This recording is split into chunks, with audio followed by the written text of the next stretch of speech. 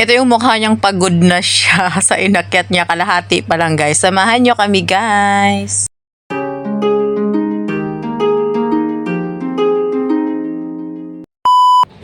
Paalis pala kami yan guys, galing sa hotel namin kasi papunta kami ngayon sa Big Buddha. Ipapasyal ko ang aking boyfriend na Indiano. Sakto naman na dumating yung train. Ayan, papasok na po kami sa train. Yan po yung train ng Hong Kong guys.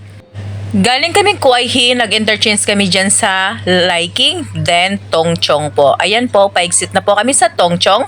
Then, dahil nagutom ang aking boyfriend na Indiano, kumain muna kami bago umakyat. Gyatay, di ba?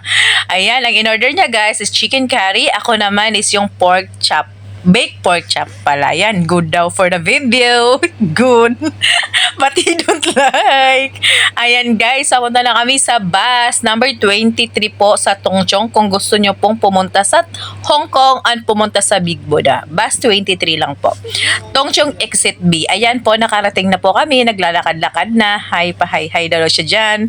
Di pa siya nagre-reklamo dyan guys. Kasi hindi niya pa alam kung gaano kataas akyatin yung Big Buddha. Yan yung view sa baba sa Big Buddha guys. Then, dito guys, nag-start na kaming umakyat. Ayan na guys. Makikita nyo na yung boyfriend ko dyan na Indiano na panay reklamo guys. Haya daw, tired. Tignan niyo guys. Tignan niyo. Ayan, nakita niyo yung mukha ng Indiano kong boyfriend. Haya daw, tired daw. Oh my God. Sana iniwan ko na lang siya guys. Ako na lang namasyal. Ayan. Panay siya reklamo dyan guys. Sabi ko konti na lang. Nandito ka na sa Hong Kong. Kailangan puntahan mo to. Kasi diba, ito yung tourist spot talaga dito sa Hong Kong. Ayan po, ang Big Buddha.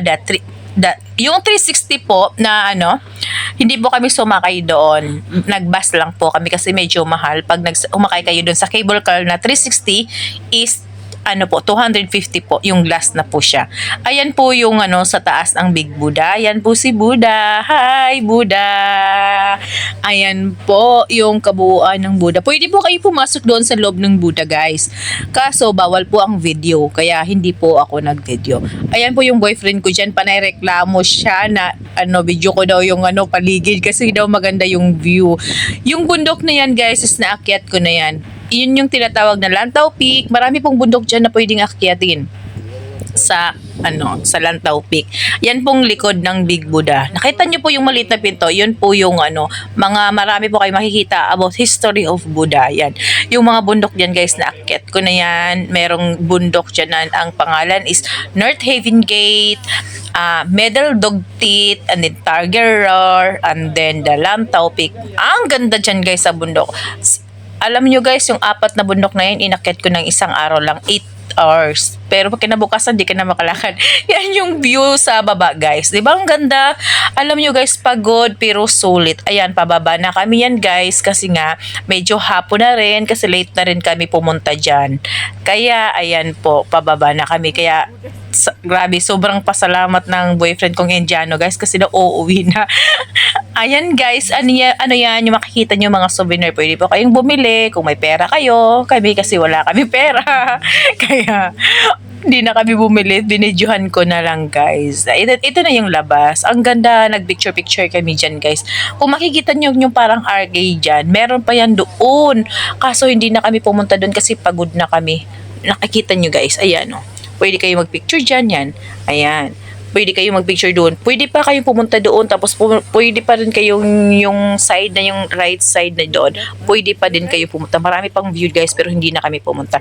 Ito, nagutom kami guys. Kumain kami sa street food. Meron din street food dito guys. Ayan po. Kaso nga hindi ko na na-videohan dahil gutom na kami. Nagmamadali na din kasi medyo hapon na talaga, mga 5 around PM na yan. Ito na lang din, kumain din kami ulit ng tofu. Sa atin is taho to guys, 'di ba? Ang taho sa atin is merong yung sago na maliliit, 'di ba? Dito guys, tignan nyo, asukal lang nilalagay nila.